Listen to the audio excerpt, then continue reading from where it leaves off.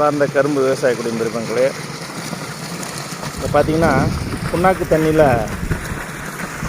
Tissue culture பண்ண CO 860-32 அந்த வெரைட்டிக்கு நம்ம வந்து ஷெட்டு ஏக்கருக்கு 1 லிட்ரு, ஸ்டிம் ரிச்சு ஏக்கருக்கு 6 லிட்ரு நம்ம இப்போ கொடுக்குறோம். அது எப்படின்னா பார்த்தீங்கன்னா, தண்ணி இந்த மாதிரி போரோட அவுட்டரில் நீங்கள் வந்துட்டு ஒரு வாளி புண்ணாக்கு தண்ணியோட ஒரு 40 லிட்டர் தண்ணி கலந்துக்குங்க. அதில் வந்து பார்த்திங்கன்னா ஒரு 1/4 லிட்ரு ஷெட்டு,